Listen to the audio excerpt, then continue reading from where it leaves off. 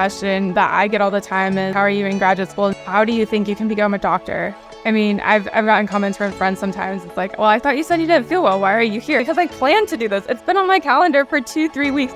I was going to do this. Welcome to the Sick is Cool podcast, the show that's here to empower you, inspire you, and remind you that even in the face of chronic illness, you can lead an extraordinary life. I'm your host, Aimee Esther, and I'm thrilled to have you join our community. I understand the daily struggles, the physical and emotional roller coasters, and the relentless search for purpose and joy amidst it all. Although none of us chose to be a part of the Sick Club, here we are, warriors navigating a world that often doesn't understand us. Together, we are going to build a vibrant and supportive community that celebrates resilience and courage of the chronically ill. Now let's dive into today's episode and start reshaping our perspective on chronic illness. Welcome, Skylar. We're so excited to get to know you and hear your advice and your story. So let's start by introducing yourself. Tell us who you are, what you do, your illnesses, anything else we'd like to know. So my name is Skylar, and I am currently a master's student in clinical applied nutrition, as well as a full-time neurosurgical medical scribe. And I graduated with my bachelor's with 2 different bachelor's degrees, one in biomedical sciences and then another in modern languages with a German emphasis. And then that allowed me to study abroad for a planned 12 months, but then it was kind of in the middle of the pandemic, and so it got shortened to 6. So my chronic illnesses are Sjogren's at the root of kind of what I understand to be a lot of like autoimmune dysautonomia type things. So I have POTS and gastroparesis and eosinophilic esophagitis, as well as a couple of other bleeding conditions that are chronic, but are also kind of just have these like acute flare-ups every now and then. Wow, that's a lot, especially that you were still able to go to college and stuff. Mine started my last semester of college was when I first started getting sick. And that was tough. And that was just like the gut issues. And then everything else kind of came later. I just can't even imagine going to school with all of that. Let's take a minute to talk about the sponsor of this episode, Southern New Hampshire University. SNHU is one of the largest accredited nonprofit online degree offerings in the country. SNHU has so many amazing online programs to help you gain the experience you need to find the career of your dreams. Although there are many online programs at SNHU, there's one I want to talk about today, the Communications program. With Communications, you'll learn how to effectively communicate in different ways, from speaking to writing and even visually. You'll partner with faculty with real-world experience to analyze and recommend effective communication strategies, and learn how to use communication tools to spread your messages. Plus, you can dive deeper into the field with a concentration in business communication, new media, professional writing, or public relations. SNHU is radically affordable. Their online tuition rates are some of the lowest in the nation. Just head to snhu.edu/Aimee, that's AIMEE, to see what the current average salary for this program is and request free information about the program. When you request this information, a real person will hop on a call and discuss how the program can benefit you personally. It only takes one click to find your calling. Thanks again to SNHU for sponsoring this episode. Now let's get back to the podcast. It's definitely like in phases. So I lived basically undiagnosed the majority of my life and only knew about the EOE. And things were just continuing and it didn't make sense. It always seemed like something else was going on. And then a lot of things started happening after my junior year of college. And so kind of if we talk about like kind of how I did in high school versus undergrad versus now graduate school, those are 3 different phases of my life. And kind of like how much I knew about my illnesses and then what I actually have been doing about them, and then also kind of my activities around them. So yeah, that totally makes sense. I feel like we go through phases with our physical symptoms as well as just like what we know about our illness, and it totally changes. I know I had times in my life where I'm like, oh, I just need to push harder. I just need to do more. Like, I'm just not eating healthy enough. I'm just not exercising enough. I'm just going to push myself even farther, not knowing that like, no, there was actually something going wrong in my body that needed to be fixed there. So that totally makes sense. So tell us more about like your school and career journey, like everything that happened with that and your illness. So in college, I basically at the end of high school, I started having a lot more gut issues. It just seemed like a standard flare up. And I knew that, okay, I might have to like make some decisions like going into college, like what I want to do the things I want to do. I want to do the programs I'm in. My cousins, I watched them study abroad, and I knew that that was something very important to me that I wanted to do. And it was just a perfect opportunity to be able to combine 2 degrees. But I also knew that that is a rigorous program. And I also knew that there was limited flexibility with that. And so I went into college thinking, okay, I'm going to act like the quote unquote normal freshman and try and see what happens. Um, One semester happened and I knew that, okay, I'm going to have to like make some serious changes because some things aren't working. And people encouraged me to reach out to like disability resources and see what they had to offer there. And I ended up coming to the realization that I needed time. So, which we only have so much, there's only so much time in a semester. And I couldn't, just the way that my program was laid out, I couldn't necessarily have like semester extensions or like get that extra time because there were deadlines and I was studying abroad year 4 regardless. That was happening.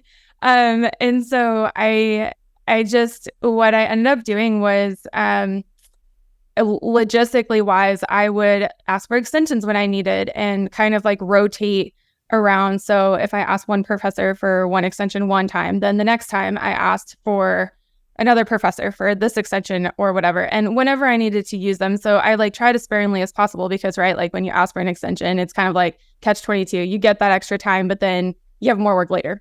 So, and I also was able to live off campus, which was very helpful for me because I didn't have to do the things like the meal plans, and I could cook my own food and have like live with roommates, but in the same apartment, but in different rooms. And so for me, that was very important logistically because I almost had a space where I could not worry about somebody else or that I'm bothering somebody else when I'm having to deal with a flare day or something like that.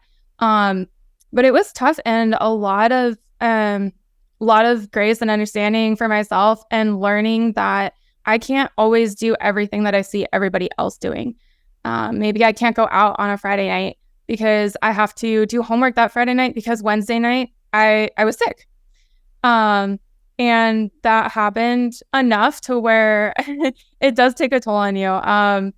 And I don't know. I would have my hard days. I would let myself have those hard days. And then the next day it would be a new day and I would refocus and remember why I was doing the things I wanted to do and continue. Wow, that's awesome. And like, I mean, I was done with school when I started getting sick and like I do have kids and stuff. So like I have things that are hard every day, but especially in a place where other people typically aren't feeling sick in college. Like you don't think of college years as the time or high school years where you're feeling sick, right? So how did you explain your illness to other people, or did you feel like you fit in, or did you have struggles socially because you had these extra challenges?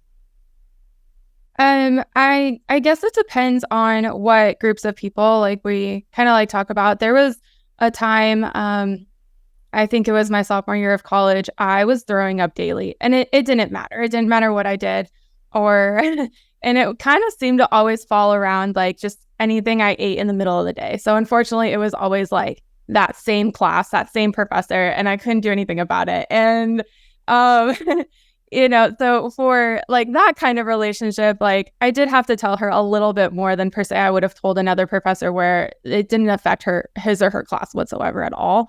And it's usually something super quick and short, like I have GI issues or I have this. And sometimes I'll like put an actual like diagnosis or like, or whatever, just as much as I'm like willing to share. It's hard to like walk into a bathroom and, like have those issues and then have people stare at you like as a teenage female because all the things going through their mind, like what is going on with this, with this young lady right here? And those people, you just like take the looks and you move on with your day. You don't. I just didn't say anything. And with my friends, I was very lucky to have a few close friends who I could be honest with and be myself with, and who would honestly check me and remind me that, yes, it is a hard day. And, but then also be able, because they knew me, give me advice or give me that support, that I needed. And so it's not like I told all of my friends, right? There's different levels of friendships and friend groups that we have. So for the ones that I would just see in class and, like group work with and whatnot, they knew nothing, or they didn't, like, I didn't give them anything that they didn't ask about, and things like that. And what I do now as a rule of thumb is, like, if anybody asks, I answer their question honestly, but within my comfortability. So that kind of just depends on, like, how open I want to be, what kind of, like, that relationship is. Is it professional? Is it academic? Kind of situations like that. But that's the rule of thumb I've been living by most recently, is if asked, I answer. Just not always like 100% here's my life story. But yeah. So I guess it just depends. But I try not to be cryptic about things. Like, I try not to, if I'm going to go into and give somebody an answer to their question, I try to be succinct, but then thorough. So it's a balance. Yeah, that's so good. And yeah, I think it is a balance, because some people, I'm like, I really overshared there. That was too much. I did have to learn, like, okay, sometimes you do just dial it back. Nobody needs to know your whole life story. And other people, it's like, okay, it's really helpful if they actually know the whole thing or a good chunk of what's going on because of, certain situations. And so that makes a lot of sense. So what is your advice for someone who is a college student or wants to be a college student who lives chronically ill? I think so there was a time after my junior year, before I was supposed to study abroad, where I had, I was hospitalized for a time, and I had and then I was diagnosed with one of my bleeding conditions. And so that looked like it was going to change the trajectory of, like, my academic and college career. Like, I wasn't going to be able to, like, finish the program that I actually, like, started. And then I learned a lot that the support that I had from my friends and family wasn't necessarily, like, working for that period of time. And I struggled a lot, because not only did I not understand, like, what was going on with me and myself, and this is something totally new, and it wasn't the GI issues that I'd been dealing with for 15 years prior, or however long prior. It was something just totally, like, out of left field, like, what is going on? And I spent a lot of time, like, thinking, okay, so what, like, I'm not being understood by my peer groups, like, they're my friends, my family, their support's not helping anymore. And so over time, I started to, I don't know, I remind myself now in these times, especially when I do have, like, more challenging days and flare-ups and things like that, is, like, create your own instruction manual, and then also, like, define your own vocabulary. So I did everything differently, I guess, than, like, the norm. I didn't, if I compare my life to my friend's life, for example, it's completely different. Like, my path is totally different. And I ended up being discharged home, and still was able to rehab myself and get myself back into a position where I could study abroad, and made those program changes, studied abroad, had an amazing time, came back.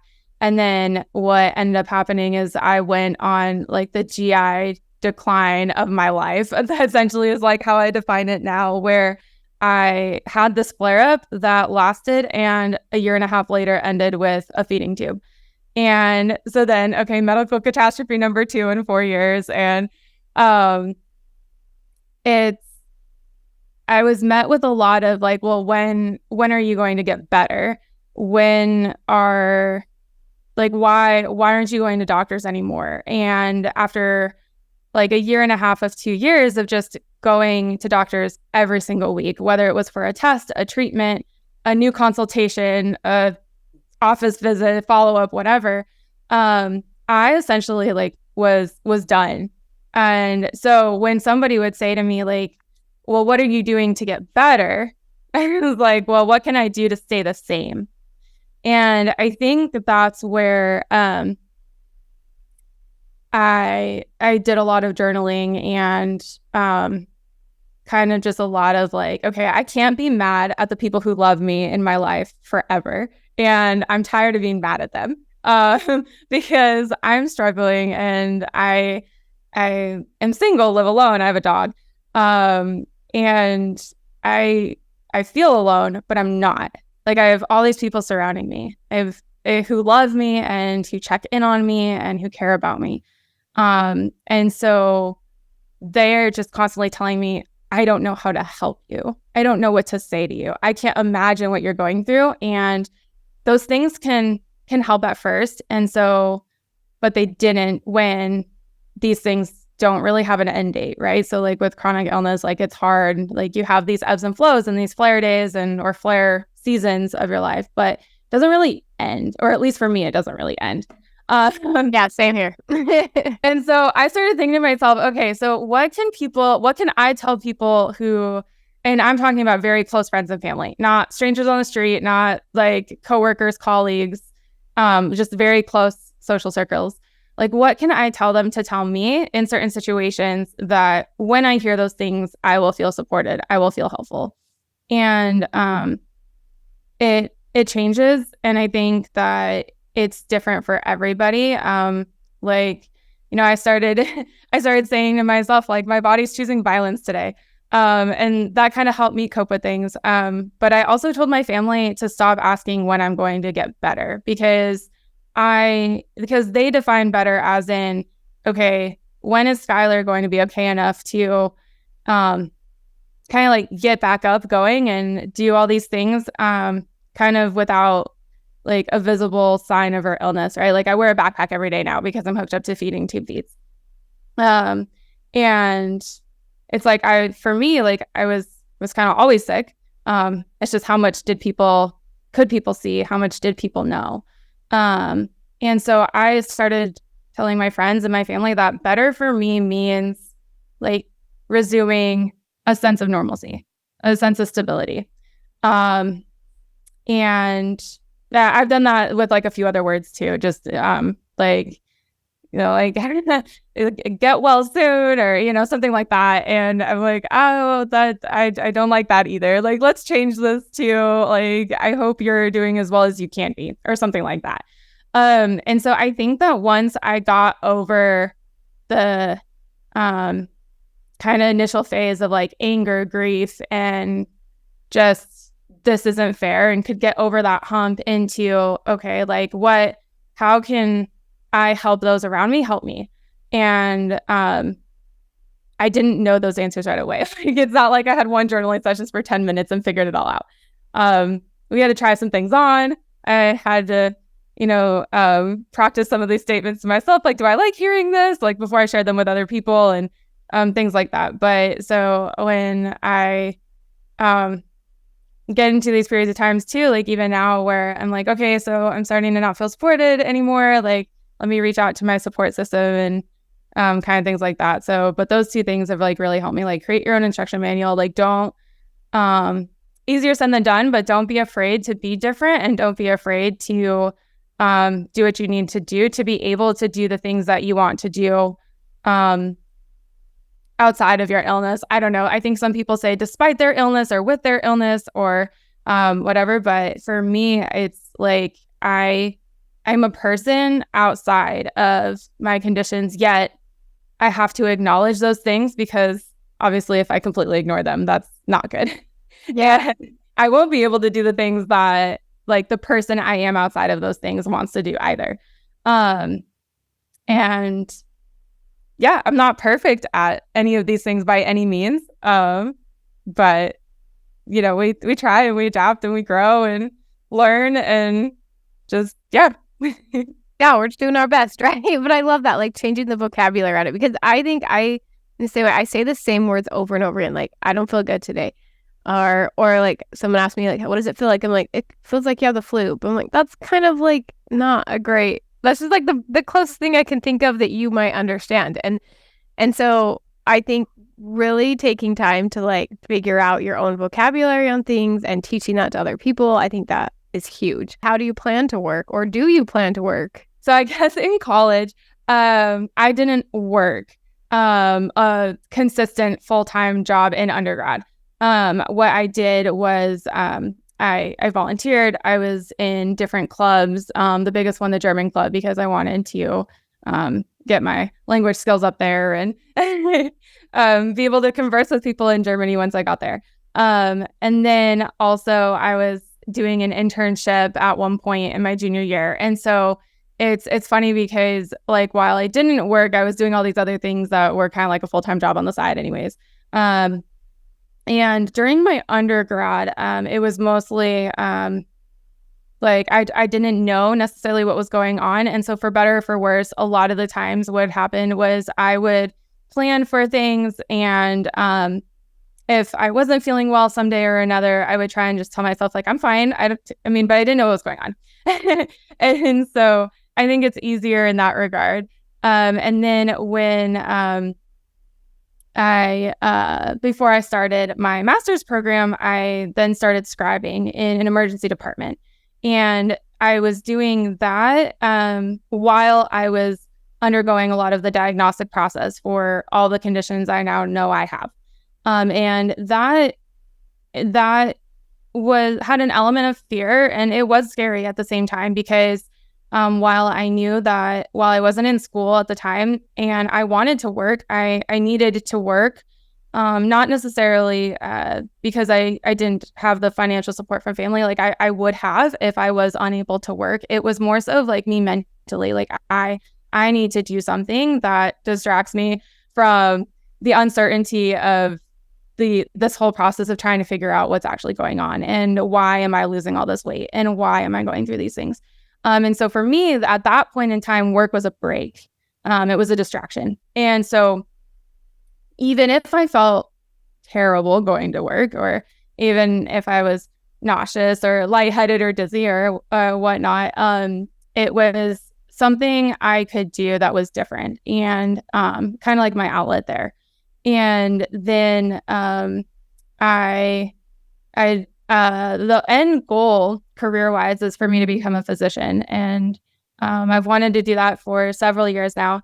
And I knew that while I was trying to figure out what was going on, I was going to have to like put a break on trying to apply to medical school and trying to take the MCAT and to do that, because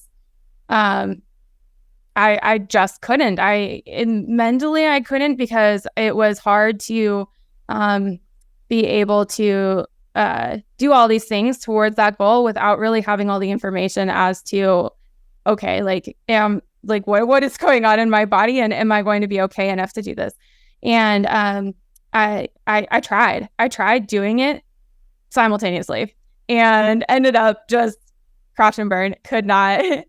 Did not happen. And so then I had to take a step back and I took a break, and I took, I think, 6 months off of everything completely. And a couple of those months I went and I visited family and came back and stuff like that. And then it became apparent that, okay, this diagnostic process is it's going to be longer than 6 to 8 months. And I am continually getting worse in the interim. And work for me and my personality and like what I like to do, it wasn't enough. I missed school. I missed learning. And I was interning at a medical examiner's office and then found a passion for lifestyle related illnesses and nutrition. And so then I decided, okay, so I could get a master's at this point because it's 2 years long, and I'm going to take off at least another year before trying to apply to medical school. And so I'll have the time. I can do that. And I found a program that was asynchronous online. And so I knew that I can do that. It's still like the end of the pandemic. I can still go to the doctor. I can still do all these tests and all these things to try and find like my new normalcy, and be able to do school asynchronously. And then I continued to work at the same time. And I had fluctuating hours like month to month, depending on different things and how I feel. And with asynchronous schooling, it's very different than having to be in person and show up into the world. So it didn't matter if I like took a Zoom session, like watch a Zoom lecture or something from my bed, or whatnot. And so that gave me a level of flexibility too, because with the specific program that I'm in, we have due dates like twice a week. And so in that period of time, I just find time to get my work done. Now in that regard, there's a little less flexibility if you can't meet those deadlines, right? Because there's no actual, like, you must be in person at this time and place, that kind of thing. And and then I've continued to work, and I recently stepped down to part-time to be able to apply to medical school this cycle, because applications are pretty extensive, and there's primary applications, secondary applications, and interviews, and it's not possible for me to finish school, work full-time, and do application season full-time as well. There's a limit to those things. And so I've been doing that. And there sometimes on my flare days, I think, oh my goodness, like, am I going to be able to do this? But at the same time, I am stabilized. I have a great support system. I have great treatment regimens. It's a multimodal type treatment regimen that I've managed and been able to get accustomed to and get used to. And once was a daunting challenge that I thought I will never get used to this way of life. I have with time. I'm not perfect by no means. But I'm figuring it out and I'm managing it. And it's interesting because the physicians I work with, they're encouraging, and they say the same thing, that, I feel like no one really knows if they're ready for something, or if they're ready for that like next step in their career, or things like that. And I think for me, it's weighing okay, is this like a growing pain? Is this like something that is telling me, okay, no, I need to stop and change trajectories? Or is this something like I can proceed with? And since reaching this like new level of stability, like I've found that confidence back into, yes, like I can go and start achieving my goals again. I can continue not only with school, but go after this dream of becoming a physician, because it's something I have always wanted to do. And I can do this now, and I'll be able to do this, hopefully. I mean, who knows, right? Like, what happens? But I'm managing, and I can take off the brakes and just step on the gas now at this point, I guess. Better analogy. I don't know.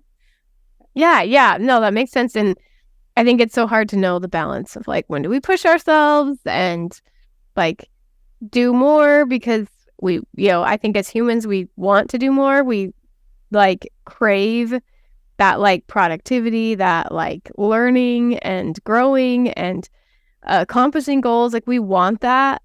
But then when you're sick, it's so hard to balance. Like, okay, do I need to just be content that life is going to be like this forever and this is just how it is? Or should I push myself? So what's your advice for someone in that situation? Like, how do you know when to push or when to like pull back and say, okay, this is something I really can't do in this situation? Well, so for me, it was a lot of trial and error. Because I am a go, go, go. My days are like 180 miles an hour. I sometimes don't stop until people around me are telling me, okay, no, wait, you have to take a break. You have to stop. You can't go out tonight because you have all these things, or whatnot. And it's not necessarily due to like poor time management or anything like that. It's just more so like I want to have a flourishing social life. I want to do school. I want to work. I want to go after the things I want to do. And so I guess on a maintenance basis, I started scheduling in like downtime, like days where, or mornings where I am doing just like complete relaxation so that like I can take that break and what I need so that I can then like later that day or that week then be able to do all of the activities, especially with like the dysautonomia factor and like having to be like upright so much in my job versus yeah. So I I started scheduling like, you know, what activities can I do where I am just like kind of reclined or, you know, whatnot.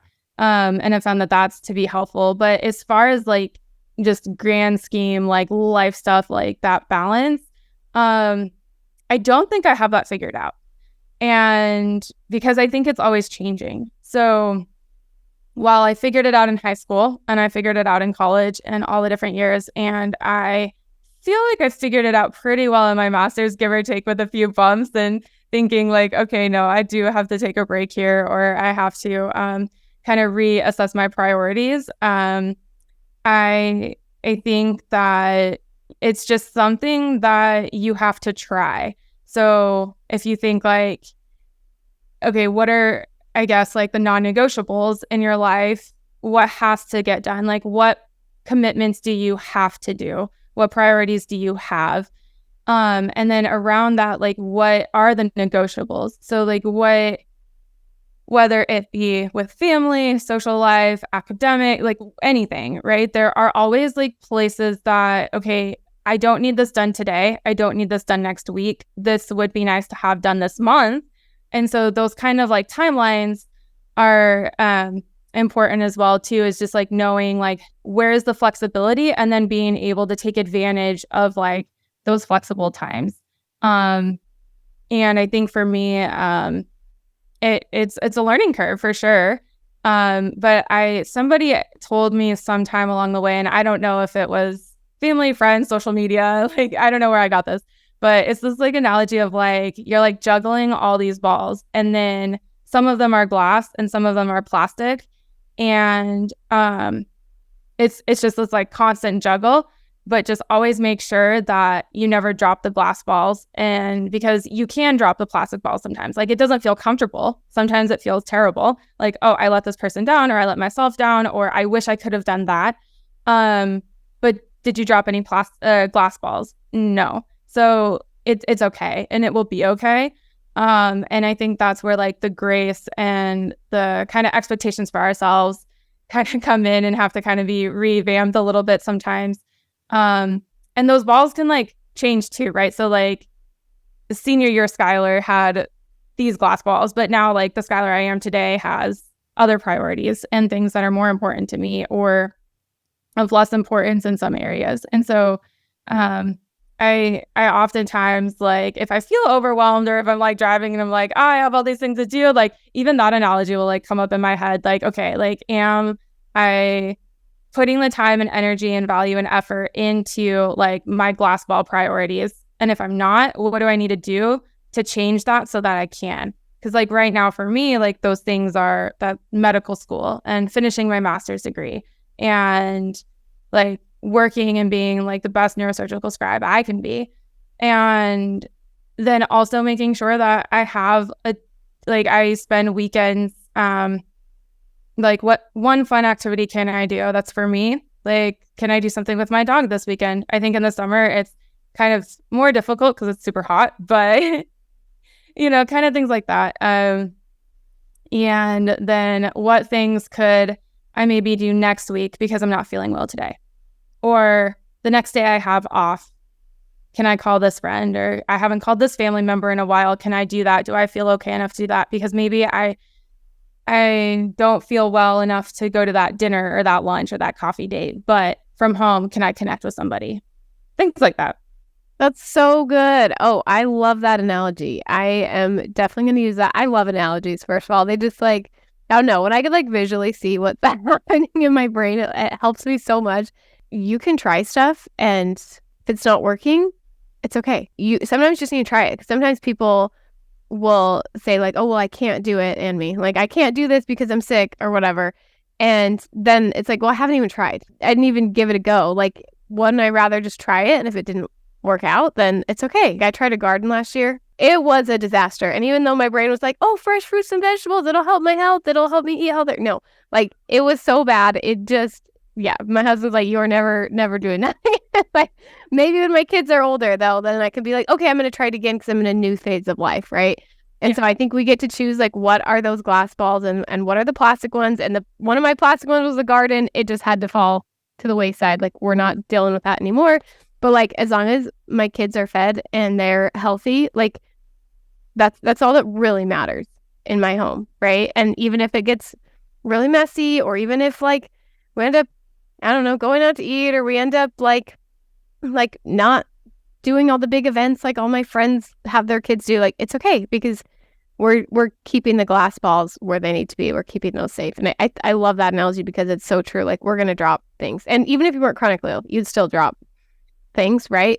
Yeah, exactly. And I think sometimes too, like, for me, that's kind of hard too, because I feel like the more that, like for me, I guess my biggest question that I get all the time is like, well, yeah, so like, how are you in graduate school and doing this? And like, how do you think you can become a doctor while doing this? And it's like, good question. But at the same time, it's like, the more I'm meeting people and just conversing with people, I feel like everybody has something, right? Like, everybody has something that's going on in their life that they kind of either like want to minimize, or that is like their insecurity or their largest life challenge, whether that be health or illness or something completely different.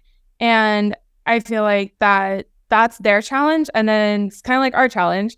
And so, but I think that especially over these past couple of years, I've learned that a lot, is just that I mean, you know a lot about people, but you don't know everything. And I think everybody has challenges and everybody's dealing with them in very different ways. But I think it's funny that you mentioned the gardening thing, because I love creating things, and I tried like making my own kombucha, and I really, really enjoyed that. But my poor Scoopy died because it was just like one of those things I like lost track of the calendar, and it's something that you do like every 3 or 4 weeks or something like that. But it's kind of funny. But yeah, I tried sourdough too, like, just recently. I'm like, oh, I'm gonna make my own sourdough. It'll be like, I've heard like some people said it's really good for their gut, and like I'm gonna just try it. No, like, I made this awesome sourdough starter, and then I never made the bread. I never could get myself to do it. I'm like, that's a no for me.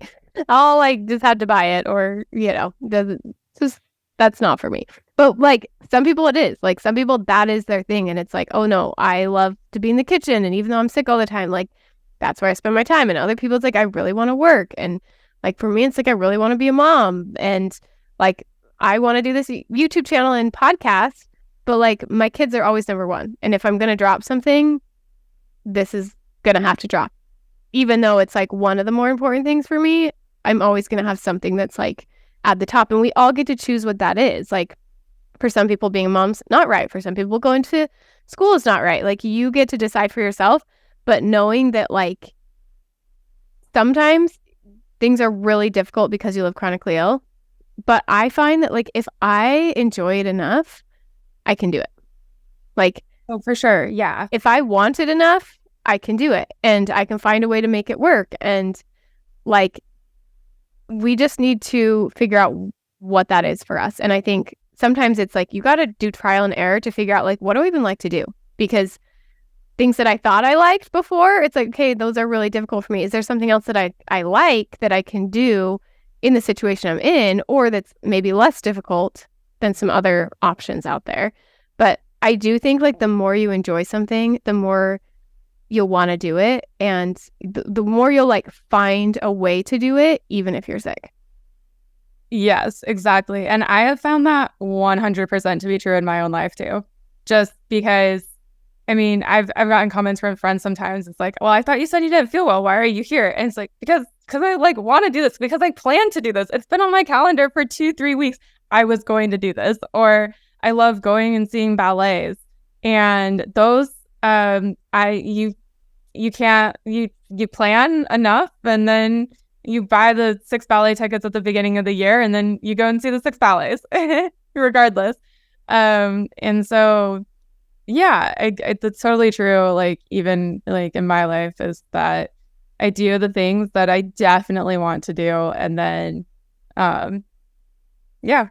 And then the things that aren't worth it, like if I loved gardening that much, I would find a way to do it. But it's like, it wasn't fun enough for me, or like I didn't get enough benefit from it for it to be worth it to put in that time and energy. Sometimes taking my kids somewhere that's like kind of difficult for me to go to, but like it's worth it for me because I can see how happy it makes them. I don't know. It's just like certain things are more worth it than others. So what about friends and dating? Like, how do you navigate that? Like, I know you said you have some close friends that like have been really good to you. Do you have any advice for like making friends or for dating through an illness? So I don't have very much experience in like the dating realm of things. And then what I ended up doing is that I had like one very short term relationship that was like more serious. But the thing that I would say is that I live by when questions arise, when the situation makes sense, I'm going to answer them. And like I've said before, like with honesty, but as open as I feel comfortable with at that time. And then if additional questions come up and there's more to the story, I wasn't afraid to say things like, there's more to that story. And I'm sure that as time goes on, like I'll be more comfortable sharing it. I just wanted you to know that like, that this is what I'm comfortable with sharing right now. And having those types of conversations, because like, I think that like with dating, especially with going out and meeting new friends and things like that, like for me, food it's either my friend or it's my enemy. And sometimes there's no in between. And sometimes I can get away with eating whatever I want, just as long as it's in very small amounts. And then other times I can't seem to eat anything. And so it's like, for me, it's always like that battle. Like most of my friends know that coffee dates, love them. We do them all the time. Those are always good for me. Usually, like, I don't know, 99% of the time. And pastry, all about it. But the whole weekly full-on sit-down restaurant dinner thing, that's not my scene. I mean, it is for sure. Like, I love being social. I love doing that. I love eating at restaurants, all the things. But I can't sit down and eat a full meal. And so high school Skylar, like I would wonder why I got full sooner than everybody else. I would wonder why like I would start feeling nauseous and like, okay, I can't finish this meal. But I was still under, and I'm sure it's because it's the phase of life I was in at that time, being a teenager and wanting to fit in and do all the things. I would force myself to just finish the meal. I would force myself to be normal, to fit into this mold. And then I don't know exactly when it happened, but sometime in college, in undergrad, and then again, I noticed a transition in graduate school where I started saying, well, no, I'm not going to make decisions, even if it's the normal thing to do in social settings, that are going to make me feel worse. Unless like, I don't know, it's the only like unless it's like some emerging circumstance, or unless like, I don't know, that food is really, really good right now. Unless it's really fun, right? Yeah. And like, this is a really fun time. And I don't know, I can go home and like, yeah, treat it later. And do I have anything planned tomorrow? That's another like question I ask myself too. But I started being more comfortable, like being different, but not overly highlighting that either. So I'm not saying like, oh, like I don't really make a big deal about it. Like, oh, I'm not going to order like this because like blah, blah, blah. Like I don't explain. I just order an appetizer or a smaller meal or a smaller plate.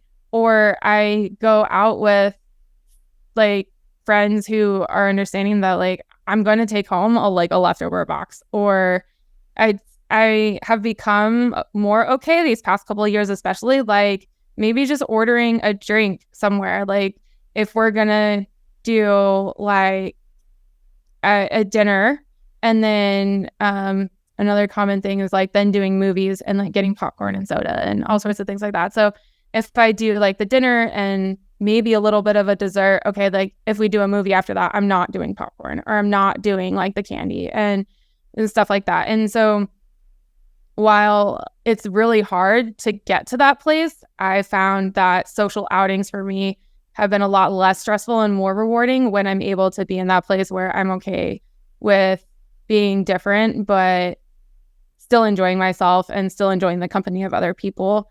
And what I found too is in bigger like meetup settings or just like meet and greet type things, people don't notice as much as you think they might. Because I think we all like are, like we're all there for our own reasons, and we're all doing our own things, have our own thoughts and kind of situations. And so what may seem like super huge to us, like, oh my gosh, how many people are going to notice that like I'm not eating dessert, or how many people, like whatever. And honestly, like if you ask somebody later, I'm sure they'd be like, wait, what? You didn't? I found out that like a lot of times people really don't know as much as you give, like as much as I give them credit for realizing and noticing. And so that's my eating example, per se. As far as everything else, like I go with I've been trying to like just go with the flow. So if I feel up to it, if I feel good enough for it, I do it because I want to. If I need to cancel, I cancel, and then I do my best to respond to them and reach out to them and be like, okay, well, so I understand, like I canceled this plan, like, but here's another time that I can do it. Like, does that work for you? And I try to initiate that, because to me, like that feels good when people do that for me. If people like cancel plans on me and then the next, I don't know, a few days or whatever, be like, hey, I was just thinking of you, like, let's do this instead. And so, and I try not to like cancel on the same people multiple times if I really care about that person, obviously. So like just like common sense stuff. But then, yeah, just like realizing that it's not going to be perfect, but it's just kind of dependent on like the relationship and who it is and things like that. But yeah, as far as like, like long-term relationships or like, yeah, more intensive dating and stuff like that, I'm not experienced in that department. But I found that like going by the rule of just like sharing as much as I was comfortable when I was comfortable as the situations arose and what it made sense for was pretty good advice to live by, like in the moment. So yeah, totally. And I think it goes back to like what we're talking about this whole podcast is like what's worth it to you, right? Like there are times where going out is worth it. And maybe for certain people, like dating or going out a lot, like even if you crash after, even if you feel terrible after, like it's totally worth it. And then for other people or for other times in your life or, depending on where your illness is, depending on where you are in all the areas of your life, is it worth it? Like there's a side effect to everything, right? There's a side effect of missing out. There's a side effect to going and then having physical symptoms after. There's a side effect to eating a small meal versus a big meal, right? Like there's going to be a side effect, and then you get to decide what that is. And I think like, yeah, we're always learning, right? You're learning like, okay, maybe if I do smaller meals, or maybe, you can tell when you're feeling a certain way that's not it. You're not going to be able to make it that night or whatever. And we just have to decide like what side effect are we going to get from this? Do we want the side effect of canceling, or do we want the side effect of going, right? So I think that's such good advice. Were you going to say something? Oh, no. Okay. And let's just end with any other advice you have for young adults who are trying to figure out life with chronic illness. Do you have anything else you want to share with us? I guess. And of course, I'm still learning how to do this too, but being like willing to just like change and go with the flow, and also just realize that like things, while if they're hard or easy or whatever have you, like things are just like always changing. So what may seem like, oh, I may never get used to this part of my life, you may. And then if you don't, okay, then maybe that's something that needs to change. yeah, like I think it's easy that whether it's from outside influence or our inner voice telling us, our inner critic, like these things are just static and this is how it's going to be for the rest of my life. Um, it's just life has a funny way of just turning things around. And I think that sometimes some of these seasons and phases that feel forever change a lot sooner than what may or may not be originally like planned or how it may originally seem. And so, and I think like looking back, like, do I regret, doing any of the things I've done? Of course not. And could I have done things a little bit more gracefully or less messy or whatever? Maybe, sure. But that's using hindsight. And so I think that like just I try to do this all the time with myself too. It's just like try and to build and foster some grace for myself and my own life, because while I have learned so much and I'm guaranteed to learn so much more in the future as well, like we have to live in the here and now and in the present and just do the best we can with the information that we have, as well as with the circumstances that we have right now too. Yeah, it's so good. And something I've noticed through this whole interview with you is that you have like kind of like labeled parts of your life. You're like, oh, teenage Skylar thought this way or did this. And like undergraduate Skylar did this and was this way, and now graduate Skylar is this way, and working Skylar, like I think that it's super helpful to like label those parts of your life, right? And say like, okay, this part of my life, this is how it is right now. I'm gonna, try to make the best of it as we are, but also like this isn't gonna last forever, even though sometimes it feels like, oh, but I'm gonna be sick forever. Like, what if it never goes away? Or like, I don't want to be disappointed if I think things are going to get better and they're not. Like, no, it's just going to be different. Like, there's going to be different hard things and different good things. Even if you got all better tomorrow, there'd be different hard things and different good things that would happen, right? And so I kind of like labeling those parts of your life and like even like into the future and being like, okay, future Aimee. I talked about this in another episode of the podcast.